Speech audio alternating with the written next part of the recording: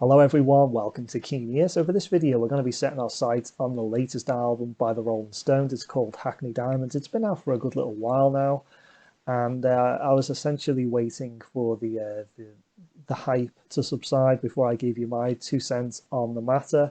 Nothing to do with the fact that I was too busy and just had other things to do when it, in and around the time when it came out.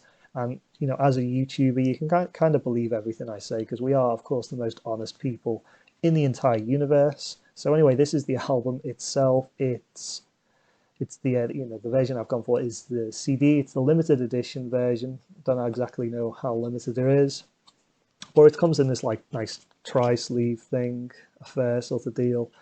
And I decided to go for this on CD for a couple of reasons. First of all, this was £12.99 as opposed to £35 on the vinyl version. It is a single disc release, and I'll kind of go into more detail about the length of this album a little bit later on.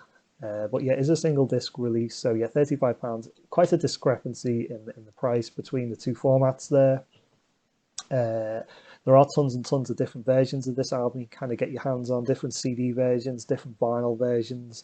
There's different versions of the singles that support this album.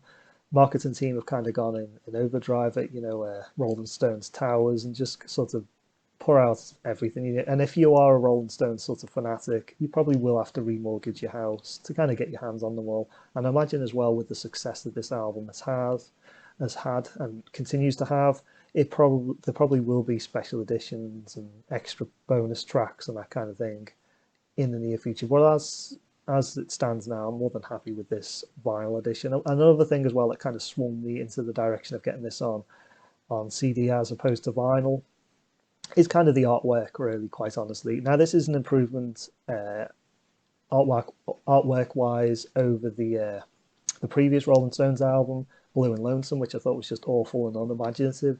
This is better, but I feel like it does have a bit of a feel of like a bad tattoo sort of vibe to it. There's different versions you can get, but they're more or less all the same sort of design. And yeah, it doesn't really float me boat all that much. And I prefer picking this up, on this smaller format, especially as it was considerably cheaper as well. So that was maybe one of the main disappointments really. I'm not a huge fan of the artwork. So yeah, when this album was announced, before it came out, I was somewhat neutral to the idea of a new Rolling Stones album. Truly was, because on the one hand, they are a legendary band, they are a band I really like. But on the other hand, they are a band that, let's face it, haven't really been bringing out a great deal of material kind of at all, these past so many decades. And when it comes to the Stones, you've got to talk about decades. You can't talk about years. They've been around for so damn long. But yeah, you look at the material they've put out these past 30 years or so, which is pretty much most of my life. It isn't a great deal of stuff. So and the quality hasn't always necessarily been there. I do think that there's been some good stuff here and there, but in terms of the quality overall, not really anything to truly write home about. Nothing to really complain about, but nothing to really blow anyone's mind either. So yeah, taking everything into account, I wasn't that overly excited. But then when the reviews started to come in from the professional critics, from the fans, from the non-professional critics, and everything like that, that this is a good album, that this is actually pretty good, I was intrigued, because I could have quite happily put Hackney Diamonds on the back burner. Even on CD, I would have bought a copy eventually, of course, just to complete my Stones collection. Even if it was getting like terrible reviews, I still would have bought it. But I would have waited. Wouldn't have been any real hurry to pick up a copy. But when the reviews were coming in and they were pretty good, I decided to pick up a copy sooner rather than later. And I am going to agree with the critics. I'm not going to be a contrarian on this one. I do think it is a pretty good Rolling Stones album. The thing is, though, with the Rolling Stones is, in terms of their albums, is that we never really got a truly, truly awful Stones album. And some people may disagree with that. They might point the finger at something like Dirty Work and that kind of thing. But I don't think Dirty Work and albums, mostly from the 80s, when they were not really seeing eye to eye, Mick and Keith were kind of at each other's throats. And, there was creative differences and that sort of thing, different things that they wanted to do at that time and all the problems that they were having. I don't think the albums were, taking everything in consideration. I don't think they were that bad, really. I don't think we've ever had a really, really, really bad Stones album that was just like a complete stinker and everybody truly hates. Again, some people may disagree with that, but I feel that is the case. So, although the quality has dipped numerous times over the decades, and I think we're going to get to a point now where we're going to say centuries. The Stones have been around for 500 years or something like that. It feels like they've been around for so damn long. Even though the quality has dipped here and there, I don't think it's dipped very, very low. So for this to be like the worst album by the Stones, it would have to be still pretty good. It could still be a fairly decent album and be at the bottom of the barrel, but it's not. It's kind of it is an album that deserves to be higher up the ranking order. I'm not exactly sure at this point in time where I'd put it in the exactly. I've got an idea roughly where I'd put it, but not exactly where I'd put it. But it'd be better, be higher placed up than the bottom of the bottom of the barrel, stuff like Dirty Work and that kind of thing. But I think at the same time, it's important not to get carried away and think of it as the best of the best. I don't think it is the best of the best by the Stones. I think the stuff that they put out in their peak is stuff like Let It Bleed, Exile Main Street stuff. Exile Main Street's still my favourite album by the Stones, and Sticky Fingers, of course, and all that. I don't think it touches those albums, but I think it maybe fits somewhere in the middle. I think at this point in time, but the two best things that this album kind of accomplished, really, first and foremost, kind of a minor thing, really, is the length of this album. Finally, after all these decades and decades from the Stones, from Stones albums, we've finally got something which is not overly long. It's not a double album effectively. It's not a big epic in terms of its length, and I think that's a good thing. Keith mentioned that. I heard him on social media or whatever talk about this is the first album in a long time for the Stones that they've made with the vinyl format in mind. So it's not overly long. They've streamlined it. It's not as ill disciplined as some of the other Stones album. It focuses on quality rather than quantity and that kind of thing. There's more peaks than there is troughs with this album. So that's a good thing, definitely, and something we haven't had in a long time with a Stones album. Also, as well, it's an album, and this is the most significant thing as well about the biggest plus point I can point out for this album. That's kind of remarkable.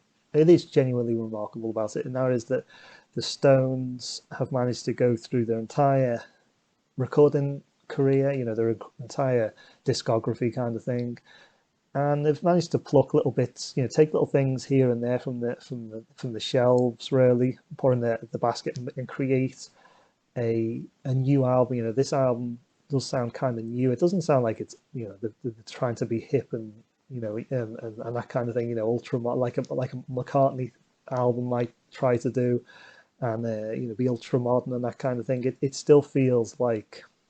It feels like a modern album, but it doesn't feel like they're trying too hard as well. I guess that's what I'm trying to say. But it does have these echoes, I guess, of the past. And those echoes include, there's a song on here called Sweet Sounds of Heaven, which is a duet that Mick does with Lady Gaga, which definitely has, with the female vocals, it has similarities to something like Gimme Shelter, straight ahead, straight away it gives you that kind of feel with the female vocals in there.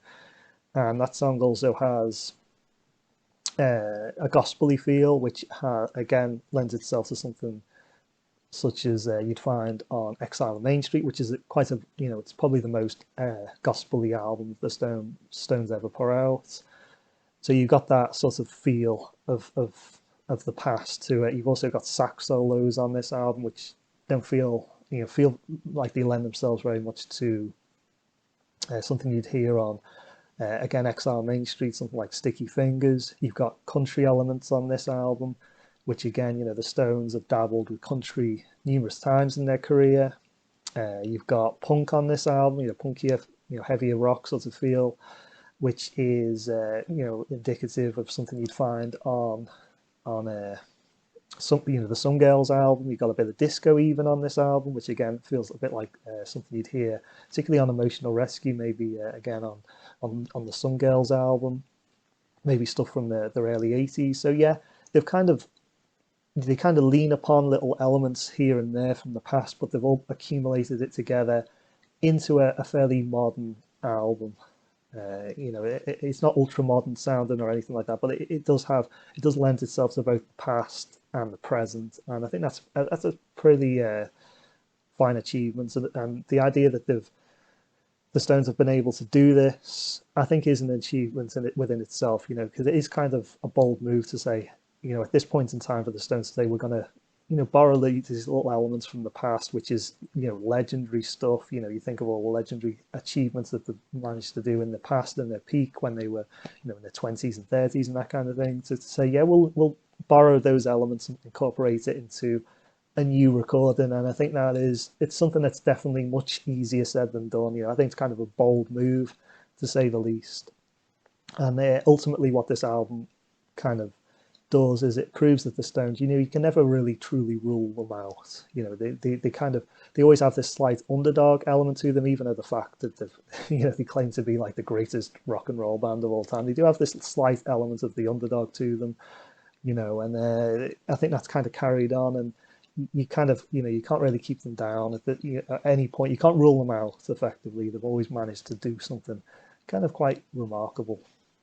And what they've done with this album as well is they've kind of mitigated the issue that they are effectively at this point down to two original members. Okay, of course, we've got, Ronnie, but Ronnie, of course, is not a original member. With the passing of Charlie, Charlie does make an appearance on this album, but only on certain tracks. Bill makes an appearance as well, which is something again that we, is pretty remarkable about the album. Never thought, a lot of Stones fans never figured that would ever happen again. So Bill makes an appearance again, not on every track though. And what they've done with this is they've brought in, yeah, big name stars effectively, really for the first time ever. I can't think of any Rolling Stones album where they've brought so many famous names in. You've got Lady Gaga, I've mentioned. Paul McCartney, of all people, makes an appearance on this album. Stevie Wonder makes an appearance on this album. Elton John makes an appearance. Elton John is effectively on this album, taking the role of Ian Stewart. And you think of anyone in the world living right now to take Ian Stewart's, role. Elton John is pretty much, as good as you realistically could ever imagine. So yeah, very, very impressive, really, what they've managed to achieve. I think they really have pulled out all the stops, and I think it is a very good album. But I don't think it's anything that it kind of challenges really the top. But I don't think, I never expected it to. It's like I'm disappointed that it's not the best Rolling Stones album of all time. I kind of figured that would be the case, even though I was getting 4 and 5 star reviews. The idea that it would topple like Let It Bleed and Beggars Banquets or anything like that. It's kind of I just kind of knew that was very unlikely. But I think they gave it a damn good shot, and I think it is a strong album. I do like the different uh, musical styles that it has. I don't and it is a nice cohesive album, even though I believe there's lots of different sessions in this that were all kind of accumulated together. But yeah, it's a good Rolling Stones album. It really is. I think they've managed to pull off quite an achievement with this, and I do very much recommend it. Like I said, it's an album that kind of just proves that you can't rule the Stones out. You can never rule them out. And Mr. Mayo, noticed in one of his videos talking about this album, mentioned that this is a good point to maybe end the Stones as a recording band, and maybe just end on this high point. It's like the swan song for the Rolling Stones. And I don't necessarily agree with that, and I don't necessarily disagree with that. I think it's a fair point, but like I said, you can't rule the Rolling Stones, and I wouldn't be at all surprised if there is another Rolling Stones album. Maybe if only time will tell if that's maybe the right or the wrong thing to do. But wouldn't put it past them to put out another album. I really wouldn't, particularly as this one's proven to be pretty successful. But who knows? Ultimately, who knows? Maybe this is the point where they maybe should just think, yeah, we probably should bow out at this point in time. This is you know very unlikely to be a moment to be topped anytime soon. So yeah, I think that's all I've got to really say on this latest album by the Stones. It is good. It is a good album. And I think we have been kind of spoiled by the Rolling Stones over the entire history of in terms of their albums. I think we've been spoiled in recent decades. But I think, they put out some good stuff. I don't think the quality has ever really truly dipped to any real, but it's never really peaked, hasn't really peaked in a very long time either. So it's kind of as I expected it really. I think it's ultimately an album where they've they've pulled out all the stops and they've come up on top. But I don't think they've really, it's not a disappointment, but it's not an album to really blow minds and think, wow, this is something truly great. It's just a very good Rolling Stones album. There's more than a handful of those, so yeah, it just joins the pile of very good ones. In terms of ranking it, in terms of the other Rolling Stones, quantifying how great or maybe not so great this album is, I would put it kind of somewhere in the middle, really. I think maybe in the future I'll do an update of a Rolling Stones ranking video. Maybe once the dust has settled even more on this album, because I think it definitely ends up a place somewhere, amongst the middle. That's where I'd kind of put it. Not amongst the worst, of course, but not amongst the best. So that's been my 2 cents on the Rolling Stones' latest album, Hackney Diamonds. Thanks for watching, everyone, and I will see you all soon.